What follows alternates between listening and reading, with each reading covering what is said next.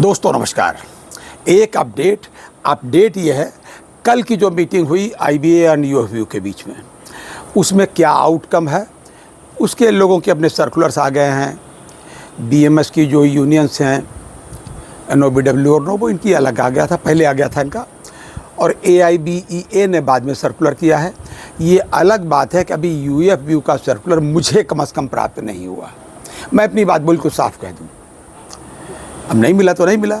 हालांकि मेरी बातचीत हो गई है, मतलब एक बड़े लीडर से, उन्होंने भी आउटकम बता दिया। सर्कुलर अलग की बात है। तो क्या हुआ ये मैं आपको बता दूं।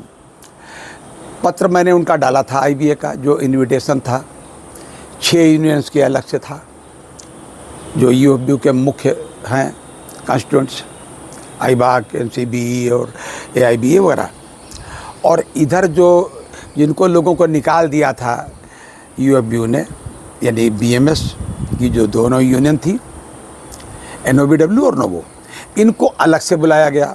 और एक अन्य यूनियन एआईबीओए, उसके एक धड़े को कोर्ट के आदेश के तहत आईबीए बुलाता है, तो उनको भी अलग से बुलाया चिट्ठी दे करके। बहरहाल कल मुंबई में ये मीटिंग हुई। पिछली बार वीडियो में मैंने बताया था कि भाई चाय बिस्कुट की मीटिंग तय है। एजेंडा जो उसमें लिखा था पहले, वो लिखा था पीएलआई पर डिस्कशन करेंगे। अच्छा, क्या पीएलआई का मसला है? पीएलआई वैसे तो स्केल 3 तक का जो है अधिकांश बैंकों ने दे दिया है, उसमें कोई बहुत ज़्यादा विवाद नहीं था। ऊपर वाला अभी थोड़ा सा मामला रुका है। विवाद ये था कि ये मोटा फार्मूला था कि मतलब जो है पीएलआई का मतलब है कि परफॉर्मेंस लिंक्ड जो है जितना इंसेंटिव है वो मिलेगा। मोटा तरीके से उसका फार्मूला बताया गया कि 15 दिन की बेसिक प्लस उस पर एडमिसेबल डीए जो है, इसको करना है। खैर भाई, उसके बाद में दूसरा फार्मूला लेकर के ये आ गए आईबीए वाले कि नहीं, स्केल 4 एंड एबव का 365 दिन की जो बेसिक है वैसे वो मिलेगी, यानी उनका एकदम से ज़्यादा, इनका एकदम से कम। इस पर विवाद हुआ, निगोशिएशन हुआ, बात नहीं बनी, एजिटेशन हुआ, हड़ताल हुई, सब कुछ हुआ। बाद में फिर मामला जो है हाई कोर्ट में चला गया। आईबॉक ने हाई कोर्ट में भी केस किया है, जो अभी चल रहा है। फिर वो लेबर कमिश्नर साहब के यहाँ भी मुकदमा है। ये सब चल ही रहा, बातचीत चल रही, कहीं कुछ नतीजा नहीं निकला। इस पर मीटिंग बुलाई गई थी, ऐसा एजेंडे में था, लेकिन हुआ क्या? नहीं, आप कह रहे होंगे क्या यार, उनसे हमारा क्या मतलब है, जब पीएलआई से, इनसे हम लोग तो रिटायरीज आदमी। मैं भी बताऊंगा कि ये वीडियो मैंने क्यों बनाया। अगर रिटायरीज की बात ना करते तो हमारा मन वीडियो बनाने का था ही नहीं इस पर। लेकिन एक बात उसमें रिटायरीज की छोटी सी हुई, मैं बताऊंगा कि क्या हुई, जिस वजह से मुझे ये वीडियो बना करके आपको बताना पड़ा।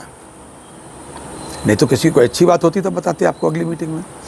तो हुआ क्या, एक तो पीएलआई की इनकी बातचीत हुई, जिस पर कोई नतीजा नहीं निकला। 5 डेज़ की बात हुई। ये रेजिडुअल इशूज़ में मान लीजिए, रेजिडुअल इशूज़ में 5 डेज़ की भी बात हुई, होनी भी चाहिए।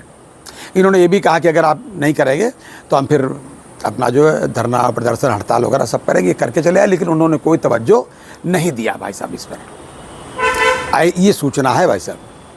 दूसरे कुछ रेजिडुअल इशूज़ भी इन्होंने छोटे मोटे उठाए जी। एक तो जैसे सुरक्षा का मामला उठाया इन्होंने।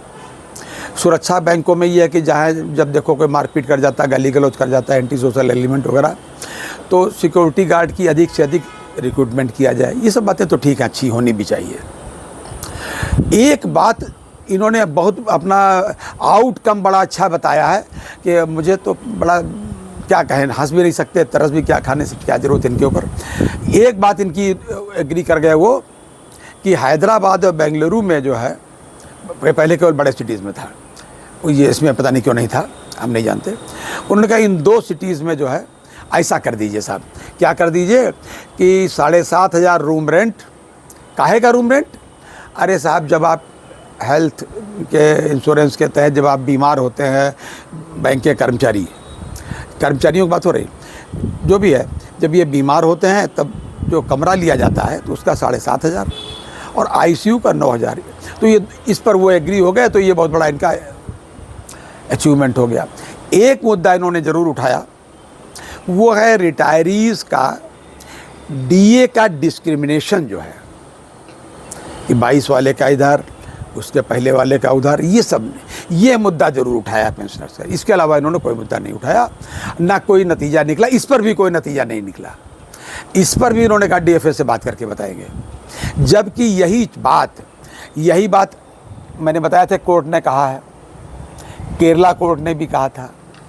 कोर्ट ने ये सीधे सीधे कहा था कि महंगाई रिटायरीज़ के लिए वर्किंग के लिए अलग अलग नहीं बढ़ती, इसलिए दोनों का ये मामला जो है एक ही सेंटेंस बोला था इन्होंने कि भाई अलग अलग नहीं बढ़ती, तो अर्थात दोनों का एक साथ होना चाहिए।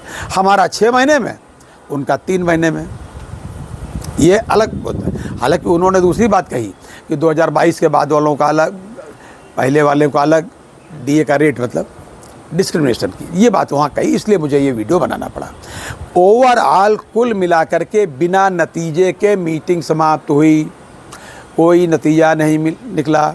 यूनियन के पैसे के खर्चे से इतने सब नेता हवाई जहाज़ से या जैसे भी, मतलब हमारे नेताओं को हवाई यात्रा करते हैं तो मुझे गर्व होता है, मैं कोई दुखी नहीं होता हूँ, लेकिन कुछ नतीजा निकाल के लाऊं तब। तो ये वहाँ गए, इतना खर्चा किया, उधर हमारे आपके ही टैक्स के पैसे से, हमारे ही आपके खर्चे से जो आईबीए वाले बैठे हैं, बढ़िया बढ़िया मीटिंग करके काजू वो सब उड़ाया जाता है, वो उन्होंने पूरा दिन भर यही सब काम किया और नतीजा कितना निकला आप जान सकते हो। तो ये आउटकम था। इससे हम पेंशनर्स जो है शिक्षा लेते हैं कि इनके भरोसे बैठने वाला बिल्कुल नहीं है। इन्होंने अपनी एक बात जो डीए वाली बात बताई, वो इसलिए कि पेंशनर्स हमसे जुड़े रहे हैं। अरे हम तो अपने इमोशंस की वजह से जुड़े हैं कि ये हमारा लगाया हुआ पौधा है, हम इसलिए जुड़े हैं। हम आपके लालच में नहीं जुड़े हैं, ना आपके भरोसे पे जुड़े हैं।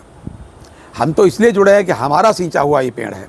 और एक बात मेरी समझ में और भाई साहब नहीं आती कि जैसे पीएलआई के मामले में स्केल 4 एंड एबव को ये ज़्यादा दे रहे हैं, तो हम उनको कम मिलने की मांग क्यों करें, ना हम चिंता करते हैं।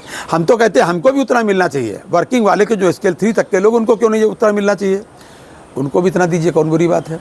लेकिन आप उसमें डिवाइड एंड रोल अंग्रेज़ों के तरीके से, ये सब नहीं चलेगा भाई, इसलिए ये किया गया।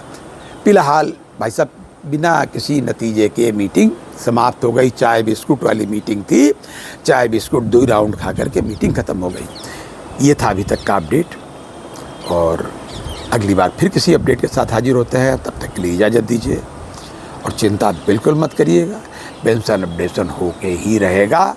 देर है भगवान के यहाँ और कोर्ट में, अंधेर नहीं। और अपनी सेहत का भाई साहब पूरा ध्यान रखिएगा। जय हिंद, जय भारत, नमस्कार।